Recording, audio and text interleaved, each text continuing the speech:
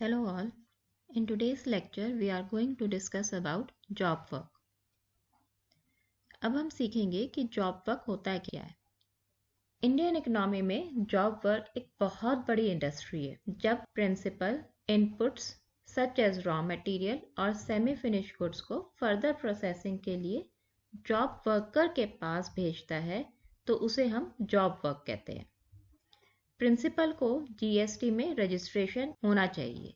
GST ने job work के लिए गुड्स भेजने और काम होने के बाद वापस लेने के लिए कुछ स्पेशल प्रोविजंस बनाए हैं।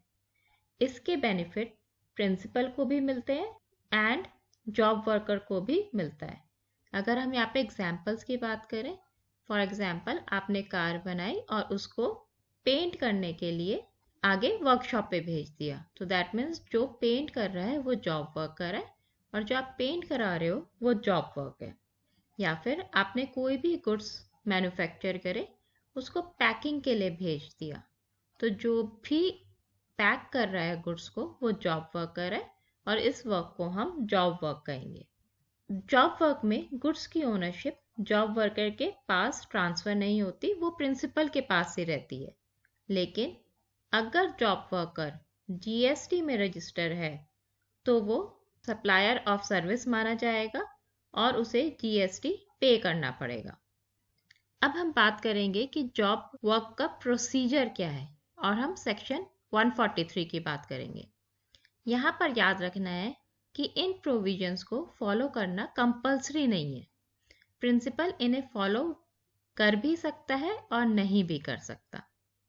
तो अगर हम सबसे पहले बात करें, जैसे कि आप डायग्राम देख रहे हो, ये डायग्राम कह रहा है कि प्रिंसिपल जॉब वर्कर को गुड्स भेज सकता है without paying any tax to the government. That means principal अपने प्रीमाइसेस से जब भी जॉब वर्कर के प्रीमाइसेस पे कोई भी गुड्स भेजेगा तो उसको सप्लाई नहीं मानी जाएगी और उसे गवर्नमेंट को टैक्स नहीं देना, क्योंकि अगर इसे सप्लाई मानते तो प्रिंसिपल को गवर्नमेंट को टैक्स देना पड़ता। यहाँ पर प्रिंसिपल इनपुट गुड्स और कैपिटल गुड्स जॉब वर्कर की प्लेस पर भेज सकता है, और अगर काम दो जॉब वर्कर का है तो वो एक जॉब वर्कर का काम खत्म होने के बाद दूसरे जॉब वर्कर के पास भी भेज सकता है विदाउट पेइंग टैक्स। लेकिन काम पूरा होने के बाद जॉब वर्कर की प्लेस से गुड्स रिमूव करके प्रिंसिपल को अपनी प्लेस पर मंगवा लेने चाहिए। अगर प्रिंसिपल ने आईटीसी अवेल करा है तो उसे आईटीसी को रिवर्स नहीं करना on input goods and capital goods के ऊपर। अब हम दूसरे केस की बात करते हैं। यहाँ पे जैसे कि आप डायग्राम देख रहे हो, इसमें वो कह रहा है premises of the supplier from home goods have been purchased by the principal. That means अगर आप जिस भी सप्लायर से गुड्स खरीद रहे हो, दैट मीन्स अगर प्रिंसिपल जिस भी सप्लायर से गुड्स खरीद रहा है और सप्लायर के प्रीमाइसेस से वो डायरेक्टली जॉब वर्कर के प्रीमाइसेस पे गुड्स बेच रहा है, तो इस केस में भी प्रिंसिपल को गवर्नमेंट को टैक्स देने की ज़रूरत नहीं है, क्योंकि इसे हम सप्लाई नहीं मानेंगे। दैट मीन्स हम कह सकते हैं प्रिंसिपल बिना अपने प्रीमाइसेस पर मंगवाए जॉब वर्कर के पास गुड्स प्रोसेस होने के लिए भेज सकता है और input goods and capital goods पर आईटीसी का बेनिफिट ले सकता है। गुड्स प्रोसेस होने के बाद जब एक जॉब वर्कर दूसरे जॉब वर्कर को भी गुड्स भेज सकता है या फिर प्रिंसिपल के किसी भी प्लेस ऑफ बिजनेस पर भेज सकता है। अब हम बात करते हैं सेक्शन 143 सबसेक्शन 2 की। यहाँ पे वो कह रहा है कि principal is responsible for keeping proper accounts of all inputs and capital goods held with the job worker. That means जो भी आपने गुड्स, जो भी प्रिंसिपल ने इनपुट गुड्स या कैपिटल गुड्स जॉब वर्कर के पास भेजे हैं, तो उसका पूरा अकाउंट्स प्रिंसिपल के पास होना चाहिए। और जब भी प्रिंसिपल जॉब वर्कर के पास गुड्स भेजेगा तो वो चालान के थ्रू भेजेगा और चालान की 2 कॉपीज इशू करेगा। नेक्स्ट वो कह रहा है कि challan to be issued by the supplier in the name of buyer containing the details of job worker as consignee, goods directly sent from the supplier place of business। जैसे कि हमने अभी पिछली स्लाइड में बात करी है कि यहाँ पर प्रिंसिपल सप्लायर के प्लेस ऑफ बिजनेस से डायरेक्टली जॉब वर्कर के पास भी गुड्स भेज सकता है। तो जब भी प्रिंसिपल सप्लायर के प्लेस ऑफ बिजनेस से जॉब वर्कर के पास डायरेक्टली गुड्स भेजेगा तो वो चालान इशू करेगा, और चालान होगा बायर के नाम पे, लेकिन वहां पर कंसाइनी होगा जॉब वर्कर। इसको हम बिल टू शिप मॉडल भी कहते हैं, जो हमने पिछली वीडियोस में डिस्कस करा है। यहाँ पे अगर हम एग्जांपल लें, सपोज करो मिस्टर ए सप्लायर है, उसने गुड्स ऑर्डर करे मिस्टर बी से। मिस्टर बी सप्लायर है, मतलब Mister B goods Mister A को भेजता है, लेकिन मिस्टर ए मिस्टर बी से कहता है कि वो डिलीवरी मिस्टर सी को कर दे। यहाँ पर मिस्टर सी जॉब वर्कर है, तो इस केस में जो भी चालान इशू होगा वो बी इशू करेगा टू सी और on the behalf of A. That means B ने चालान इशू करा ए के बिहाफ पे सी के लिए, और इसको हम बिल टू शिप मॉडल कहते हैं।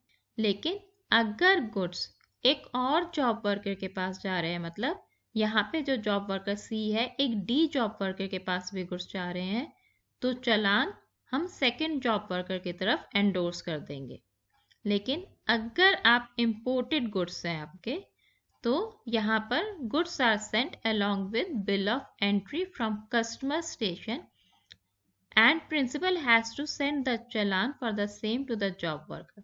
यहाँ पे वो कह रहा है कि अगर आपने गुड्स इंपोर्ट करे हैं तो उस केस में कस्टम स्टेशन से बिल ऑफ एंट्री इशू होएगी, और फिर कस्टम स्टेशन से चालान इशू होगा directly to the job worker के पास।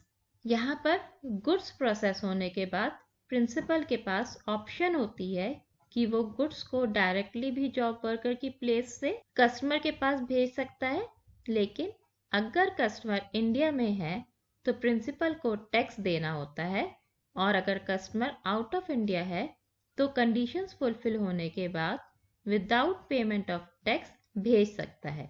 लेकिन अगर प्रिंसिपल ऐसा करता है तो उसे जॉब वर्कर की प्लेस को additional place of business show करना पड़ता है।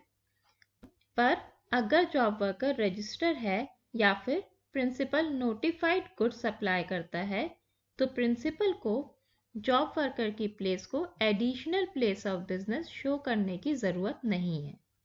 प्रिंसिपल को इनवॉइस इशू करनी होती है। एक्सपोर्ट के केस में प्रिंसिपल को बॉन्ड एग्जीक्यूट करना होता है जब वो जॉब वर्कर की प्लेस से डायरेक्टली गुड्स सप्लाई करता है। तो यहाँ पर हम एग्जांपल लेते हैं। सपोज करो प्रिंसिपल स्टेट ए में है, जॉब वर्कर स्टेट बी में है और रिसिपिएंट ऑफ गुड्स स्टेट सी में है। अगर जॉब वर्कर की प्लेस से रिसिपिएंट को गुड्स डायरेक्टली सप्लाई होते हैं तो इसे इंटर स्टेट सप्लाई बोलेंगे, एंड अगर रिसिपिएंट स्टेट में ही है, दैट मीन्स यहाँ पर रिसिपिएंट और प्रिंसिपल सेम स्टेट में है, तो उसे हम इंट्रा स्टेट सप्लाई बोलेंगे। अब हम बात करते हैं जॉब वर्क के प्रोसीजर की। तो सबसे पहले वो कह रहा है intimation of tax officer regarding the movement of goods for job work.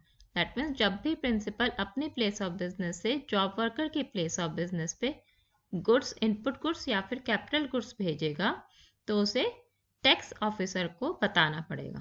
Next वो कह रहा है documents to be accompanied during the movement of goods from the principal to the job worker.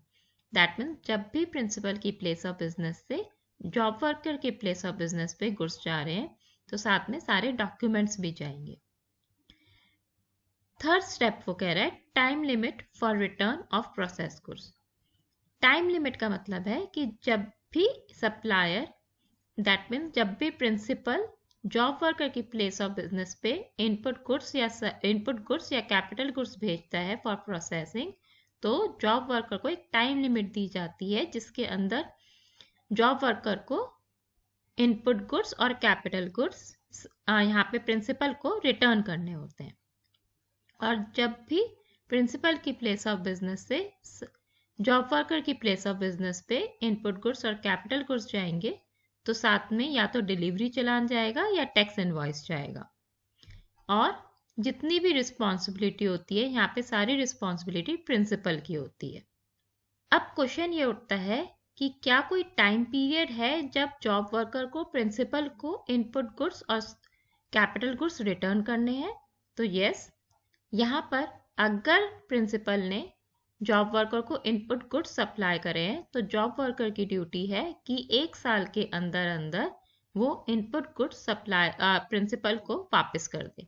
और अगर प्रिंसिपल ने कैपिटल गुड्स सप्लाई करे हैं, capital goods दिए हैं जॉब वर्कर को, तो जॉब वर्कर की ड्यूटी है कि वो 3 साल के अंदर अंदर कैपिटल गुड्स प्रिंसिपल को वापस कर दे। लेकिन अगर प्रिंसिपल ने जॉब वर्कर को mould, dice, jigs and fixtures दिए हैं तो यहाँ पर कोई भी टाइम पीरियड एप्लीकेबल नहीं होगा। लेकिन जो ये टाइम पीरियड है 1 साल का और 3 साल का, कमिश्नर इस टाइम पीरियड को further maximum 1 year on input goods and 2 years on capital goods पर एक्सटेंड कर सकता है। जब भी प्रिंसिपल जॉब वर्कर को इनपुट गुड्स या कैपिटल गुड्स भेजता है तो यहाँ पे प्रिंसिपल की ड्यूटी होती है कि वो GST ITC 04 फॉर्म में सारी डिटेल्स फिल करेगा कि उसने जॉब वर्कर को कितने के गुड्स भेजे हैं। और जब भी वो गुड्स भेजेगा तो ई-वे बिल जनरेट होगा अगर गुड्स का वैल्यू 50,000 से ज़्यादा की है। लेकिन अगर गुड्स की वैल्यू 50,000 से कम की है और गुड्स यहाँ पर इंटर स्टेट में जा रहे हैं, मतलब प्रिंसिपल स्टेट A में है और जॉब वर्कर स्टेट B में है, that means inter state movement of input goods या कैपिटल गुड्स है, तो उस केस में भी ई-वे बिल जनरेट होगा। लेकिन अगर जॉब वर्कर अनरजिस्टर्ड है तो प्रिंसिपल को ई-वे बिल इशू करना कंपल्सरी हो जाता है। अब हम बात करते हैं failure to comply with the provisions of section 143 subsection 1। हमने अभी पिछले सेक्शन में सेक्शन 143 सबसेक्शन 1 में पढ़ा था कि जब भी प्रिंसिपल इनपुट गुड्स या कैपिटल गुड्स जॉब वर्कर को देता है तो जहाँ पे जॉब वर्कर की ड्यूटी होती है कि इनपुट गुड्स और कैपिटल गुड्स को with in the time period वापस करेगा। जो हमने टाइम पीरियड सीखा है 1 year for input goods and 3 year for capital goods है। लेकिन अगर प्रिंसिपल इनपुट गुड्स और कैपिटल गुड्स को जॉब वर्कर की प्लेस ऑफ बिजनेस से अपनी प्लेस ऑफ बिजनेस में विद इन 1 ईयर और 3 ईयर्स में वापस नहीं लेता तो उसको डीम टू बी सप्लाई माने जाएंगे। दैट मीन्स ये माना जाएगा कि प्रिंसिपल ने जॉब वर्कर को गुड्स सेल करे हैं और उस केस में प्रिंसिपल को गवर्नमेंट को टैक्स देना पड़ेगा। तो हम यहाँ पे ये कह सकते हैं कि अगर input goods and capital goods time period के अंदर वापस नहीं आए तो प्रिंसिपल को इनवॉइस इशू करनी पड़ेगी एंड इस सप्लाई को अपनी रिटर्न में भी शो करना पड़ेगा। अब क्वेश्चन उठता है कि कौन सी रिटर्न में शो करना है। तो जिस पीरियड में 1 ईयर या 3 ईयर या फिर एक्सटेंडेड टाइम पीरियड खत्म हो रहा है तो उस पीरियड में शो करना होगा। और अगर टाइम पीरियड पूरा होने के बाद job worker supplier of goods that means principal को इनपुट गुड्स या कैपिटल गुड्स वापस करता है तो उसे भी अगेन सप्लाई माना जाएगा और इस केस में जॉब वर्कर गवर्नमेंट को टैक्स देगा। With this we comes to an end of today's lecture. For further reference, you can refer the book Introduction to GST. Thank you.